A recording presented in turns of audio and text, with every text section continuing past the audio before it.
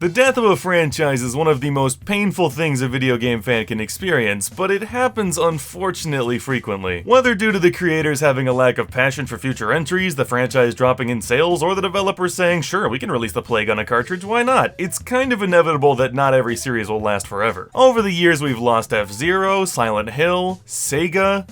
Just pick anything they own, it's probably dead. But no death in the video game world ever hit me quite as hard as that of one spinning orange legal liability. When I was a kid, I loved Crash. I definitely spent more time with his spin-offs like Bash and the kart racers than I did his platforming games, but I still built up a huge appreciation for him and always felt like he was the most worthy competitor to Mario we ever had. But of course, it was never meant to be. From one developer to another, all the way to and Titans and Mutants. At the time, I thought it might be for the best that Crash be put out of his misery, but now, I really wish we could get him back. I think a new game, or even remakes of that original trilogy, would do pretty fantastic, but let's be honest, that's not gonna happen. So instead, today...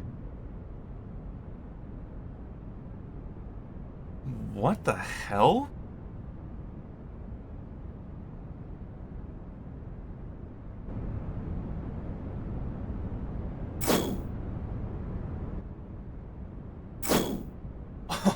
Holy sh**, it worked!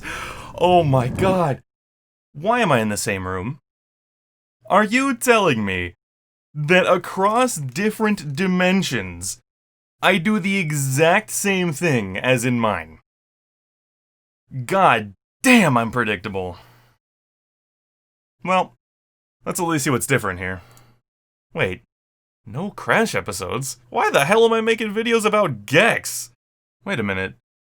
Crash never came back in this universe?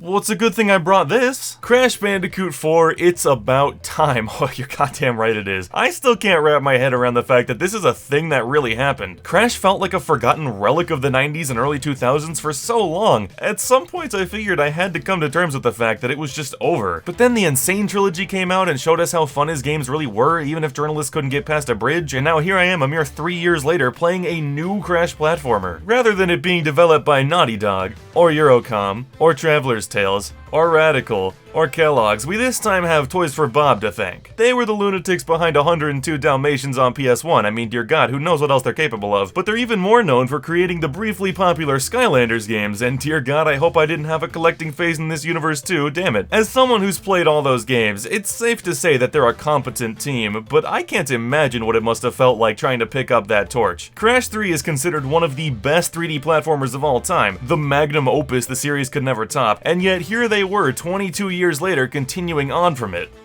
I'd say it's a testament to how far everyone feels Crash fell that this game conveniently advertises itself by saying that everything from Wrath of Cortex onward didn't actually happen, guys. Don't worry, Biff is not real, he can't hurt you. That original Crash 4 wasn't awful, it was just kinda bad a little bit. Regardless, I couldn't really care less how this fits into the timeline or any of that. I just want fun Crash levels. Can I have that? Well, there's only one way to find out.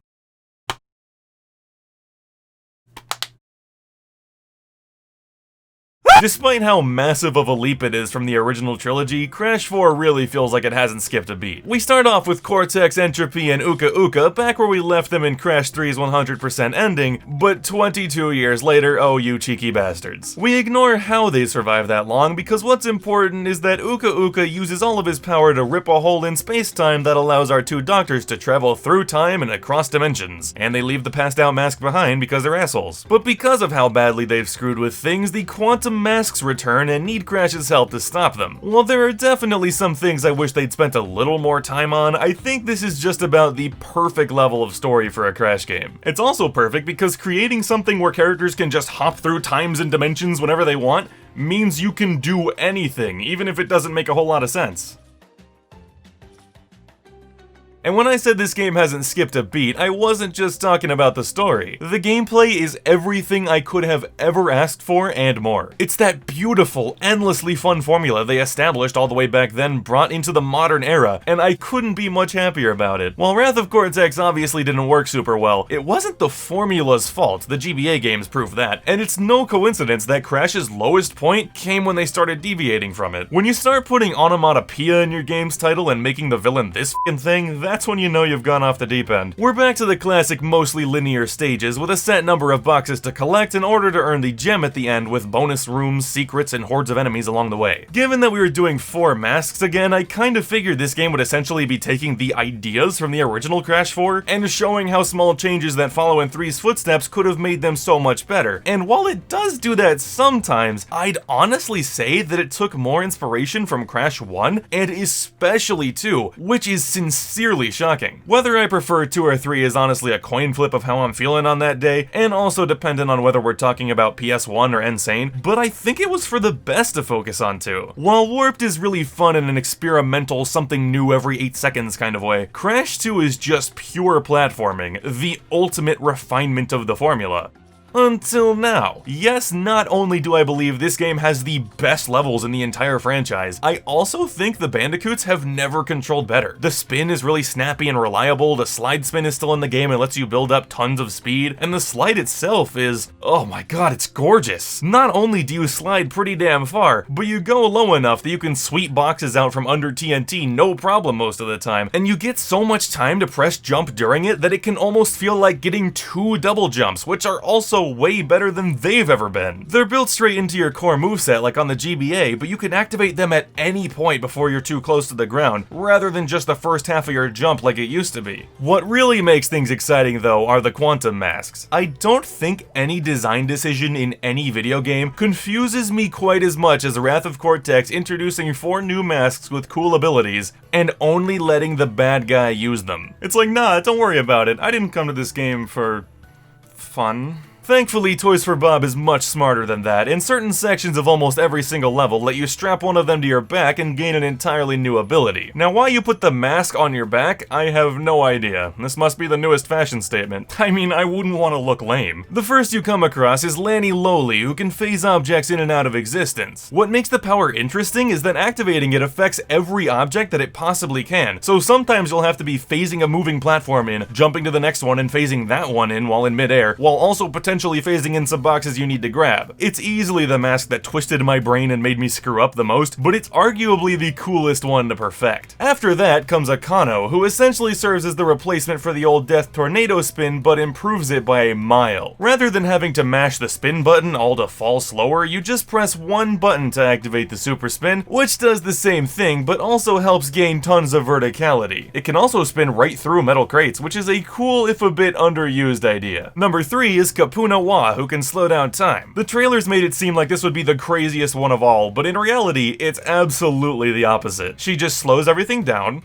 and that's pretty much it. I will give them that it's absolutely better to use the power to touch nitro boxes than it is to walk on them slowly though. And last but certainly not least is my personal favorite, Ika Ika. It's the only mask that has 2 personalities, one optimistic and one pessimistic, which is a pretty standard trope, but that's not why I love it. I actually love it because of its power, which is yet another standard trope, gravity flip. To me, this is easily the most fun power in the entire game, as well as easily the best gravity flip I've ever played in a video game, both in terms of utility and level design. I find it really natural to keep track of switching between the floor and ceiling, and the number of times you're allowed to flip things per jump make it so you can save yourself from some seriously bad situations. With these 4 lads and lasses in tow, the levels are able to be much more interesting than before, and I'd say they successfully squeezed most of the potential out of each of them. Also mixing up a couple levels are Crash 2's animal riding and jetboard sections alongside the iconic chase sequences, and I love how well they were able to evolve each one without compromising what made them great in the first place. Sure, we've got a level here and there where the jetboard is exactly the same as how it was in Crash 2, just riding along and collecting boxes while avoiding obstacles, but we also have a boss fight while riding it, which is awesome. Sure, we've got a level here and there that's the same somewhat cramped icy corridors that Polar runs down, but we also have one where you ride an alien creature called a Snurgle, which opens things up a ton and integrates much more involved platforming. And we'll get back to the Snurgle eventually.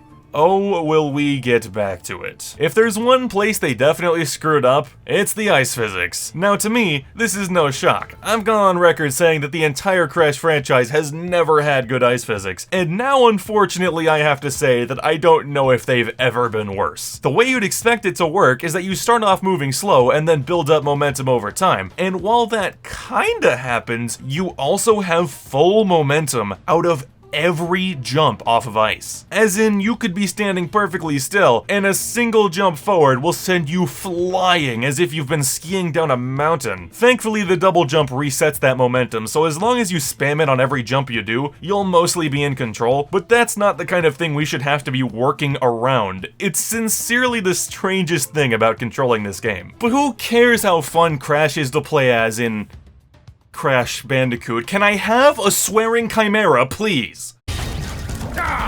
Bastards! Thank you! Every once in a while, when you're making your way through a stage, something weird will happen with no explanation and your Bandicoot will look confused. What this means is that they just received help from either Cortex or alternate timeline versions of Tana or Dingodile, and once you beat that level, you unlock the ability to play an alternate version of it where you play as that helper for the first half explaining what they did, then replay the end of the level with different box placements. God, what a brilliant idea. It's concepts like this that give me hope for the future of the franchise. The first you'll come across is alternate timeline Tana, and she's got a million times more personality than the original ever did. Let's just say that encounters with her dimension's version of Entropy didn't go quite as well as they did in ours, and because of that, she's become one heck of a badass, running around kicking enemies' asses and wielding a grappling hook. She plays pretty similarly to Crash and Coco, but she can't slide. Instead, she can throw her hook to interact with objects in the distance, including spots to pull herself to and boxes to break. After that comes alternate timeline Dingodile, who retired as a villain, traded in his flamethrower for a water hose, and opened up a restaurant. His main attack is a massive tailspin, but he can also use his hose to suck up crates and even shoot them back at enemies if it's a TNT crate. And in addition to that, he can use it to propel himself through the air for a short period of time, which is a pretty nice security blanket for making jumps. Lastly, we have Cortex, who is easily the least mobile. With one button he can use a short forward dash, and with the other he can fire his blaster. If the blast comes in contact with an enemy, it'll turn them into a solid platform, and if he shoots them again, it'll either make them a bouncy platform or a translucent, non-corporeal platform. If I were to rank the characters in this game, I'd have to be honest, none of them are quite as fun as Crash and Coco. That's not to imply they aren't fun at all, I definitely think they're all enjoyable in their own ways. It's more so to highlight just how great the main Bandicoot movement feels. And unfortunately, I'll have to put the other Bandicoot at the very bottom of that ranking. When the game is just asking you to move through the levels, Tana is fine, but her grappling hook just isn't that fun to use. The number of boxes they put way off the side of the screen for you to hook isn't much more than an annoyance, and there's really nothing engaging about this gameplay. Did they really expect people to be like, you know, I really wasn't feeling this game, but then I pressed R2, baby, yeah! Plus, I had tons of deaths because the game told me to press R2, but she just threw the hook in the wrong direction. Overall, I think Tana's design was a fine idea, but I just don't know that this particular gimmick worked out as well as they wanted it to. Next up has gotta be Cortex. He feels downright handicapped considering how many movement options everyone else has, but I like that he introduces a more puzzle-solving gameplay style, and just having the chance to play as him in a main series game gives him some bonus points. And this obviously means that my second place slot goes to Dingodile. I just love this character, especially this iteration of him, and he's got a really interesting mix of slower, more methodical gameplay with tons of movement options and ranged combat. So we've got normal levels, levels with gimmicks, and levels with other playable characters, adding up to 38 in total, more than we've had in any previous game, on top of these levels generally being longer than those games. I can't think of much else they could do to make that all even crazier other than include flipped screwy versions of every single level and fight. The nightmare you see before you is none other than one of Crash 4's inverted levels, flipped screwy versions of every single level and fight. What can I say? I'm a visionary. Weirdly enough, these weren't made entirely by Toys for Bob, but instead with help from Beanox, the awesome devs behind 2019 CTR remake, and while I love them, I have to question what they were trying to accomplish here. I mean, if the goal was to make everything look beyond strange, then by God, they passed with flying colors, but is there any other reason for why these exist? I suppose if they could do it, then why not? More content is more content. It's just a little odd. If there's one thing I'm shocked didn't come back for this game, it's definitely the death routes. They were harder parts of the old levels, only accessible if you reach the death platform without dying, and they seem like they'd be a perfect fit here, but I suppose they kind of have a replacement, the flashback tapes. 21 of the levels have one of these sitting in them, and you can only collect them by getting to them without dying. Then, each tape unlocks a sort of standalone bonus level, where you play out Cortex's testing period of the Bandicoots back before the first game. I definitely like the idea behind these side-scrolling only half levels, but sometimes it feels like they underestimated just how long they can get. Certainly none of them are very close to full stages, but they can still have more boxes than the levels of the original trilogy, and most if not all of them don't bring along more than one checkpoint. It's not the biggest deal in the world, but having to replay the same section over and over is really never fun, even if it's a short segment. Speaking of which, it's time. I've had almost nothing but positives to say about this entire game thus far, but if you recall, I previously promised to complete every single Crash game, despite how nightmarishly annoying it always is. And thank God too, I've been looking for a reason to hate this. So, rather than each level having a crystal for beating it and a gem for getting all the boxes with an occasional bonus gem, now each level has 6 gems. 3 for collecting a certain percentage of the level's Wumpa fruit, 1 for getting every box, 1 for dying 3 or less times throughout the level, and 1 that's hidden in a tricky spot for you to find. As usual, the box gem is the most fun part of completing the game. I already love finding every one of them, so it's a naturally enjoyable task. Usually. You see, there's this level in Crash 2 called Cold Hard Crash, and it's possibly the most infamous level in the entire franchise for 2 reasons. The first is, understandably, its ludicrous difficulty when going for 100%, but even more than that, it's infamous because of one box that, in the PS1 version, is hidden slightly off the top of the screen. People hate this box. Toys for Bob apparently does not hate this box because holy sh**, it cameos in this game 379 times. If you see a tall stack of boxes, the odds that there's one hiding up above are absurdly high, and that's really dumb. Hiding boxes in nonsense places that the player can't see is not good game design, and yet it happens unfortunately frequently throughout the series. At the very least, I can say that once they broke my trust by doing that shit, I pretty much never fell for it again. But call me crazy, I think breaking trust with the player should maybe be avoided? I mean, why do you think 8-Eyes failed? I wouldn't trust this thing with a f***ing nail clipper. The 3 or less deaths gem really isn't that bad at all. In fact, I'll just say it's kind of a cakewalk until maybe the last world or 2. Don't get me wrong, this is not an easy game, but 3 deaths is pretty lenient, especially if it's a level you've played before. As for the hidden gem, these things are all over the goddamn place. In one level, you'll be like,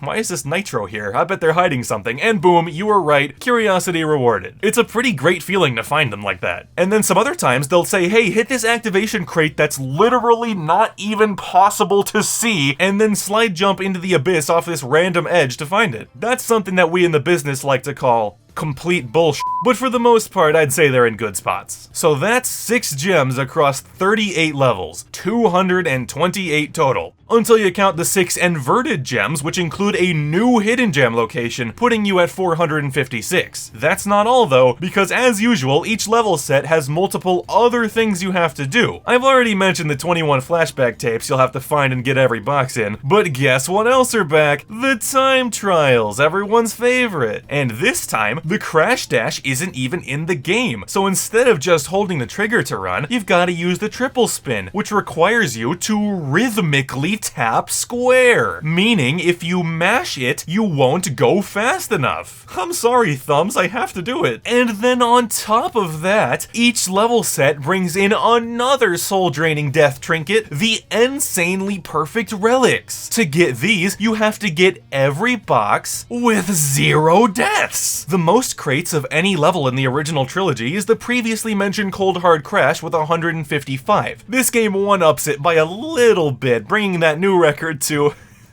502, and now they want me to get them all in one go without dying. This is probably the worst idea the franchise has had since it became a beat-em-up and turned Tiny Tiger into Mike Tyson. I kinda can't believe it's in the video game, and that's why I can't do it.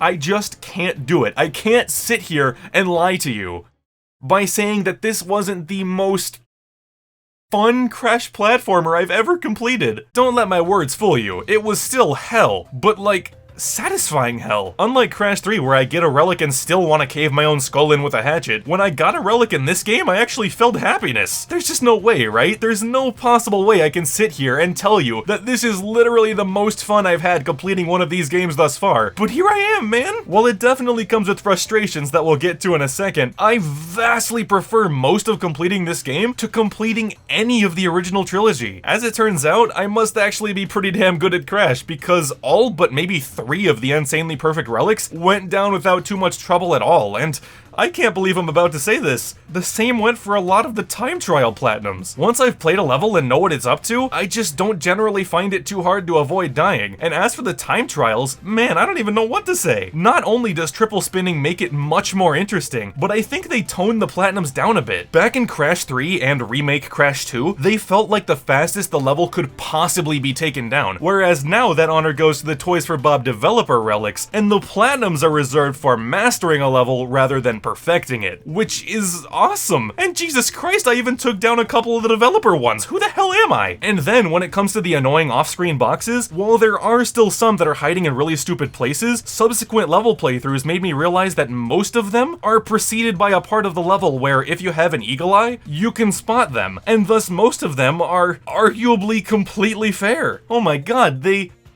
got so close and then blew it in the most unbelievable way possible, ensuring that I will never complete this game again. We need to talk about Snurgle. As previously stated, Crash 2's animal riding segments came back in this game, and instead of being their own standalone levels, they're almost exclusively saved for the end of the levels they're a part of. When you're playing Crash 2 and you're going for the box gem, missing one means you can just crash into something on purpose and then go back to the previous checkpoint and try again. It's a mostly painless process that takes like 15 seconds. But you can't go back to a previous checkpoint if you have to get an insanely perfect relic. So if you miss one, what's the solution? Well, it's to hit restart level and go back to the beginning and get every box up to that point all over again. While yes, as a whole I found completing this game to be more enjoyable than any previous Crash platformer, that was almost single-handedly flipped on its head by getting the insanely perfect relic on the 3 animal riding levels, all of which are some of the worst, most abysmal, least fun things I have ever experienced in my entire life of playing video games. It is so easy to miss boxes in these parts, sometimes not even by your own fault, and missing a single one means redoing everything. The first polar level has 163 boxes prior to the actual polar section, and 51 non-nitro within it. And as I was playing it, I thought to myself, holy crap, it could not get any worse than this. Oh, how naive I was. The Snurgle level has 180 boxes before the big Snurgle riding section at the end, and they are spread out across a massive level. So basically, every single time I missed one box, it was 25 to 30 seconds of loading screen on a PS4 Pro, by the way, plus 7 or more minutes of working my way back for one more attempt. It took me nearly 8 hours to complete this one task. I would like so hard to believe that this was nothing more than some monumental oversight, but then I looked at the title of the first polar level. Originally, I thought it was called Bears Repeating because they were repeating a gimmick from Crash 2, but in hindsight I realized that they knew. And considering how legitimately excellent most of the game design in Crash 4 is, I cannot believe that they thought this was even remotely okay, because it is not. There's a difference between torturing your players with a tough challenge and just torturing them in general. These levels cross that line and then some. How would I fix a potential Crash 5? Remove the perfect relics. I know I said they mostly weren't all that bad to grab, but I have a problem with them on a fundamental level, and that's that they kind of invalidate other parts of the game. Gems are only needed for completion percentage in this game, so what the hell is the point of the 3 or less deaths gem or the all boxes gem if I just have to do this anyway? Plus, even though I didn't have the worst time, having to repeat the levels was never fun. It still always sucked. We left this concept back in the original Crash 1 for a reason. I honestly don't think it should have been brought back, and I sincerely hope it never is again. But if it's going to be anyway, levels with one-try segments need to be changed. In fact, I'm gonna say they need to be changed as long as any death limit remains in the game. The solution I propose is this. At the end of any segment that the player only has one shot at, put some sort of character or teleporter or something that lets you go back to the beginning of that segment without dying, at the cost of all the broken boxes in that segment having to be broken again. That way, you still have to do the whole section in one go, but as long as you don't die, you can have unlimited tries. I think this is the perfect middle ground, but whether my advice is taken or not, the point is that this can never happen again. Regardless, with an 81-hour save file, I did it. I completed Crash Bandicoot 4, It's About Time, 106%. Hitting 100 and 106 each give you a new ending cutscene, and while I don't want to spoil them, I will say that the 100% ending is amazing. As a Crash fan, I doubt I could have possibly loved it more, and the 106% ending, while cool, is complete dog ass as a reward for the nightmare it took to get, but whatever, man. What matters is that I conquered this challenge that, honestly, at the start, felt impossible. I shredded my D-pad thumb to make this happen, and yet despite that pain, despite the hours of trying to master those stupid animal riding levels, I somehow look back on most of the experience fondly. I think I can easily say that, ignoring the hell I went through to complete it, Crash 4 is now one of my favorite games of all time, and unquestionably better than the original trilogy in almost every single way. It plays great, it looks phenomenal. I mean, holy crap, how did I make it through this whole damn video without talking about how gorgeous it is? I sincerely don't think I ever want Crash looking any other way ever again. I never even got a chance to mention all the little quality of life things like the circle to help gauge your jumps and the ability to turn off lives. Oh wait, I guess I just did. I could never in good faith recommend going for the 106% like I did, but if you're just looking for a fun 3D platformer, get this game immediately. I promise you will not be disappointed. Thank you, Toys for Bob, for this incredible game, and here's to a possible Crash 5. For the first time in forever, I can't believe just how bright Crash's future looks. And honestly, there's nothing else in this world that makes me quite as happy. Well, it looks like the plot device Otron is telling me it's time to head back.